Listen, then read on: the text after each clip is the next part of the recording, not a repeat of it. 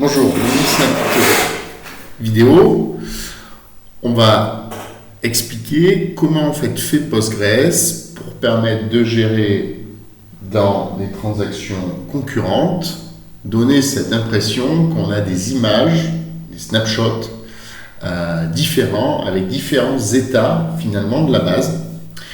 On va regarder comment il s'y prend. Donc pour ça, on va regarder un petit peu comment il stocke et en particulier des métadonnées qui stockent au niveau de chaque tuple dans la base. Alors, on a une base d'exemple avec 10 tuples, donc avec un ID de 1 à 10 et un caractère que j'ai rempli au hasard. Donc, on regarde, donc ID c'est un integer, donc ça prend 32 bits, et la colonne B c'est une colonne de texte qui a une taille variable, donc qui dépendra de la quantité de texte qu'on met. On ne va pas trop rentrer dans les détails, mais disons que ça prend entre 1 et n octets, où la longueur de la chaîne qu'on stocke est de n-1. Il y a toujours un octet de plus dans le stockage. Alors, comment ça s'est représenté en base? Alors, j'utilise une extension qui s'appelle... j'ai oublié le nom, mais ça va me revenir tout à l'heure, qui permet d'accéder, c'est PageInspect, qui permet d'accéder aux pages. Donc c'est l'unité de stockage de Postgres qui fait traditionnellement 8 kilooctets, c'est-à-dire 8192 octets. Donc là, je vais lui demander de m'afficher le contenu de la page 0, la première page de la table.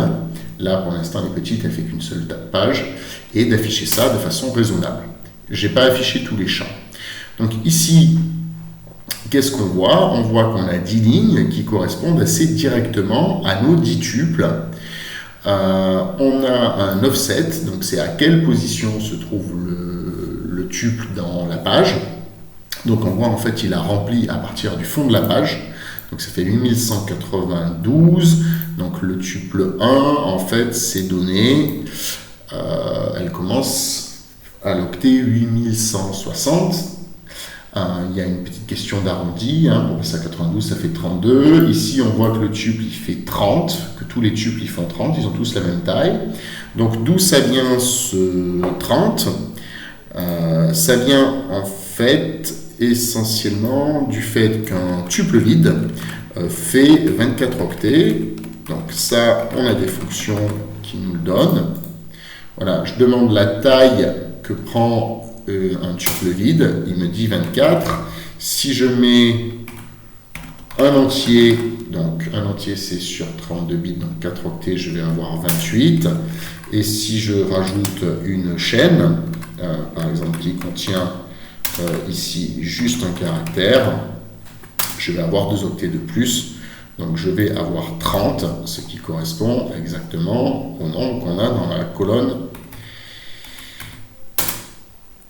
LPLN. Alors, on a un CTID donc, qui permet d'identifier finalement une ligne. Donc ça, on dit c'est la ligne 1 de la page 0. C'est le nombre qu'on a dans la première colonne. On va voir quel est le rôle exactement de cette colonne. Et après, on a la data proprement dite. Donc, si on revient, on a ID 1 la valeur B, ID 2 la valeur J, ID 3 la valeur T, ainsi de suite. Donc on voit bien ce 1, 2, 3, 4, 5, 6, 7, 8 jusqu'à 10 en hexa 0A. C'est stocké en Little Indian, donc les bits de poids faible sont stockés en premier, donc 2, 4, 8, et ensuite on a 2 octets supplémentaires, avec un ici qui contient 5 qui est plus ou moins la taille de la chaîne, et ensuite la valeur proprement dite. Donc ici 42 en hexa, donc c'est-à-dire 16 x 4, 64 plus 2, 66. Donc c'est le 66e caractère de la table ASCII, c'est-à-dire le B, le A majuscule étant 65. Donc voilà, on explique un petit peu le contenu. Et ce qui va nous intéresser, c'est ces colonnes TXmin et TXmax qui permettent de gérer en fait ces images. Donc en fait, qu'est-ce que c'est TXmin? C'est l'identifiant de la transaction qui crée le tuple Et TXMax, c'est l'identifiant de la transaction à partir duquel ce n'est plus visible, donc c'est-à-dire typiquement celui qui a supprimé le tuple. Donc pour savoir dans quelle transaction on a une fonction système qui s'appelle pgcurrent_xActID. Donc voilà, là on est actuellement à la transaction 1877. Par défaut, on est en autocommit. Donc ça c'était dans la transaction 1877. La prochaine, si je réexécute une commande sans avoir créé de transaction à la main, je vais dans la 78 et ainsi de suite. Par contre, si je fais begin, que je contrôle les transactions, je vais être donc dans la suivante, la 1880, et là, je reste dans la 1880 jusqu'à temps de faire commit, où là, je passerai à celle d'après. Il n'y a pas d'utilisateur en parallèle qui utilise ma base, donc les numéros sont consécutifs.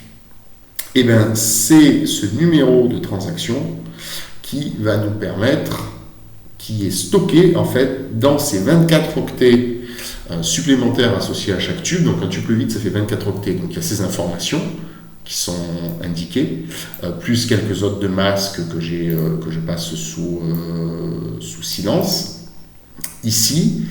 Et quand on va supprimer, donc on va réafficher notre table et je vais delete, je vais supprimer par exemple le tuple 1.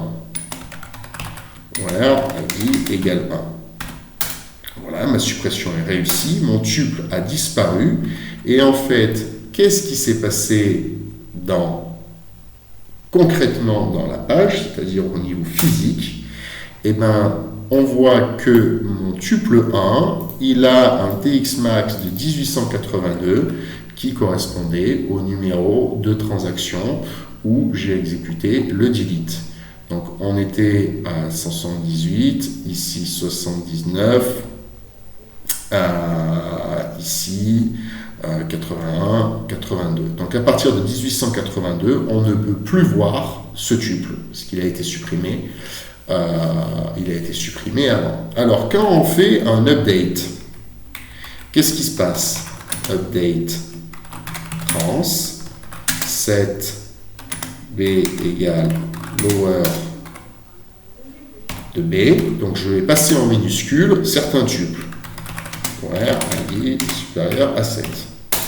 Voilà, j'en ai modifié 3. J'affiche mon contenu, j'ai effectivement 3 tuples ici qui sont passés en minuscules. Si j'affiche le contenu de ma page, qu'est-ce que je vais voir? Eh bien, je vais voir que ça a grandi, et en fait, qu'est-ce qui s'est passé? C'est que mes tubes que j'ai modifiés, les 3 derniers, je leur ai mis un identifiant de transaction à partir duquel ils ne sont plus visibles, et j'ai créé 3 nouveaux tuples dans ma page. Donc, en fait, finalement, un update, qu'est-ce que c'est? C'est un delete suivi d'un insert. Et pour dire que c'est un update, qu'est-ce qu'on a fait? Eh bien, c'est dans le champ CityID qu'on dit, eh bien, quelle est la modification suivante, donc le tuple suivant, finalement, qui correspond à l'évolution du tuple. Donc ici, c'était le 8. Alors, pour ceux qui ont été supprimés, vous voyez, c'était le 1, on lui dit le suivant, c'est le 1. Donc, en fait, il est terminal dans la chaîne. Le 2, son suivant, c'était le 2. Donc lui aussi, il est terminal, et ainsi de suite. Par contre, ces 3 qu'on a modifiés, le 8, en fait, maintenant, il est devenu le 11, le 9, il est devenu le 12, et le 10, il est devenu le 13. Et c'est bien ce qu'on voit là. Alors, peut-être quelque chose qui est remarquable, c'est que si on supprime des tuples au début de la table, regardez. Maintenant, vous avez l'explication de pourquoi ils apparaissent dans cet ordre. C'était les 2 et 3, mais vous voyez que dans la page, eh ben, ce qui correspond au 2, la modification du 2, c'est le 14, et la modification du 3, c'est le 15. Donc c'est pour ça que maintenant, quand on fait un select, eh ben, en fait, on a ici le résultat qui apparaît dans l'ordre de stockage, qui finalement représente l'histoire, mais il n'a pas de valeur logique. Donc c'est pour ça que c'est très important, chaque fois que vous faites une requête, d'avoir un ordre qui est garanti avec la clause order by. Voilà, sinon vous avez un ordre qui est plus ou moins imprévisible, qui va dépendre des transactions et potentiellement des transactions concurrentes. Donc on ne peut absolument pas savoir ce que c'est. Donc ça, c'est la base, c'est le stockage. Alors comment ça marche une transaction? En fait, eh bien, ici vous pouvez imaginer que chaque tuple a une sorte de durée de vie, de fenêtre de vie.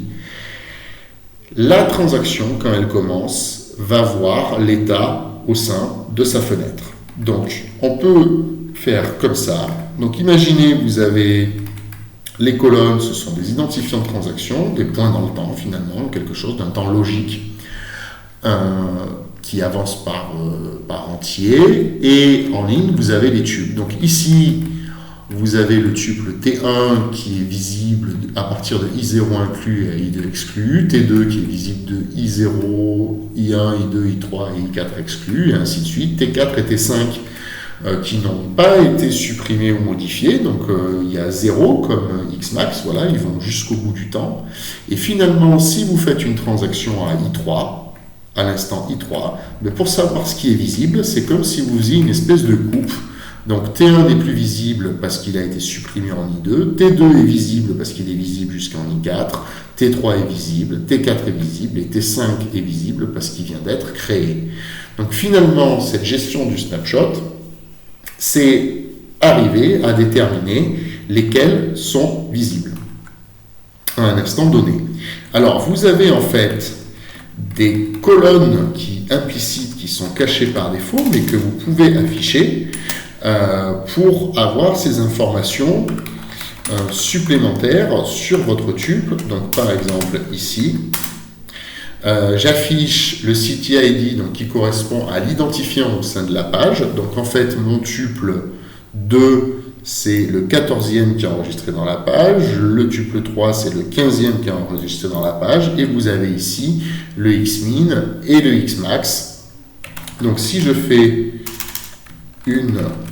je commence une transaction, j'affiche. Si à côté je supprime ou je modifie, vous verrez, vous garderez cette image. Alors ça va dépendre du niveau d'isolation qu'on a mis tout à l'heure, selon ce qui va se passer, le résultat de ce qui va se passer, mais c'est comme ça que ça fonctionne. Donc si par exemple à côté je fais une modification, donc je vais juste limiter le schéma, je vais aussi commencer une transaction, je vais afficher mon contenu, voilà, je vais par exemple update trans 7p égale Z, je vais remplacer une des chaînes sur, par exemple, le tuple 7. Voilà. Qu'est-ce que je vois maintenant? Je vois mon tuple 7 qui est passé à Z et je vois que son Xmin, il a été modifié avec ce qui est en fait la valeur de la transaction courante que je peux obtenir comme tout à l'heure. Donc il sera visible à partir de la transaction du dessus. Au-dessus, si je demande qu'est-ce qu'il en est, j'ai mon tuple 7, donc il était visible, mais c'est pas le même, vous voyez, là c'est le 16e enregistrement, alors qu'ici c'était que le 7e. Et ici, je suis dans la transaction 1887, donc lui, il est visible pour l'instant dans cette transaction, mais une fois qu'elle sera terminée, je ne le verrai plus. Donc, si je quitte cette transaction,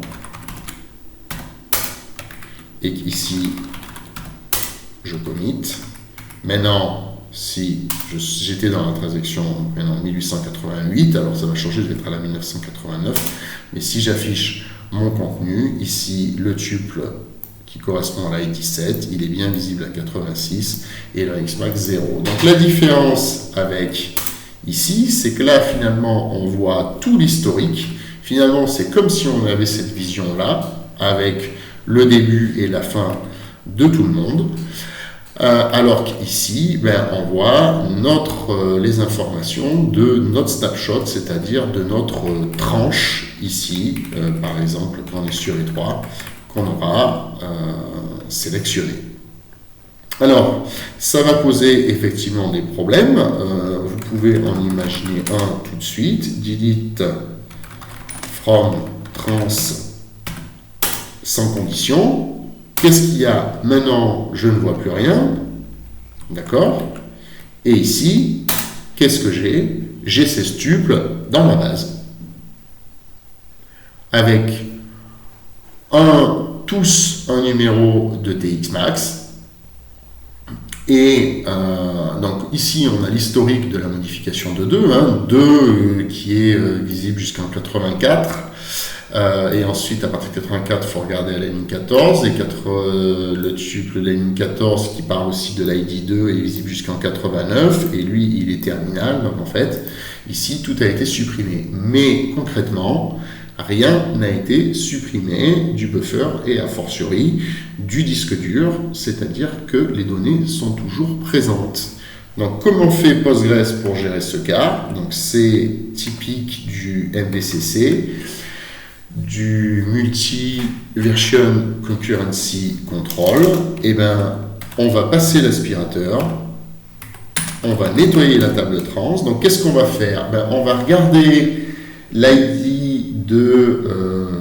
des transactions qui sont en fait terminées, ou de la prochaine transaction en cours, et la liste de celles qui sont ouvertes, et on va pouvoir supprimer tous les tuples qui sont plus vieux que ces transactions, c'est-à-dire autrement dit les tuples qui n'apparaîtront plus jamais dans aucune transaction. Donc, c'est-à-dire si on est ici et qu'on fait un vacuum en I6, on sait et qu'il n'y a plus aucune transaction, on est en I7 par exemple, et il n'y a plus aucune transaction qui a commencé avant I7, on sait que T1, T2 et T3 sont vraiment supprimés pour de bon. Par contre, si on est en I5, T1 et T2, que la plus vieille transaction c'est I5, T1 et T2, on peut bien les supprimer. Par contre, la transaction I5, elle doit avoir T3, donc lui, on ne peut pas le faire passer au vacuum. Et si on fait vacuum, qu'est-ce qu'on a maintenant? Je demande la page 0 de ma table trans et il me dit, en fait, c'est pas possible parce qu'il n'y a plus aucune page, c'est complètement vide.